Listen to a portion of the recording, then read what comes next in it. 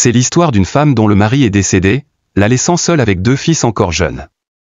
Elle a travaillé comme infirmière dans un hôpital pour subvenir à leurs besoins et les éduquer. Grâce à ses efforts, son fils aîné a obtenu un diplôme universitaire, tandis que le cadet était en 3e année d'université. Pendant ce parcours, elle a dû hypothéquer sa maison pour financer leurs études, mais elle n'a parlé de cette situation à personne.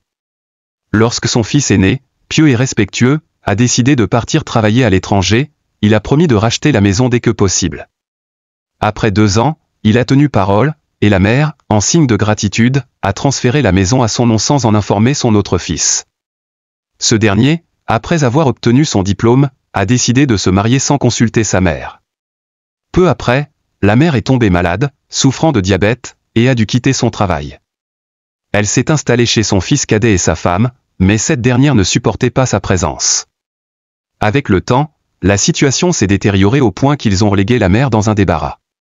Désespérée, elle a demandé à son fils de changer cette situation, mais il lui a répondu avec froideur qu'il ne pouvait rien faire de mieux pour elle. Une voisine, émue par la condition de la mère, l'a recueillie chez elle dans une chambre meublée. Mais une semaine plus tard, le fils cadet a menacé de porter plainte contre la voisine, craignant pour sa réputation. Pour protéger la voisine, la mère a accepté de retourner chez son fils, mais celui-ci l'a placé dans une maison de retraite et n'a plus pris de ses nouvelles pendant 3 mois.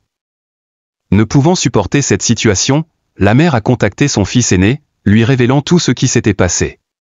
Celui-ci a promis de revenir dans 3 mois et de lui acheter un appartement pour qu'elle puisse y vivre. Il a également envoyé de l'argent à un ami pour accélérer l'achat. Heureuse et soulagée, la mère a prié pour son fils aîné, demandant à Dieu de le bénir et d'apaiser le cœur de son fils cadet. Lorsque l'appartement fut prêt, la mère a quitté la maison de retraite.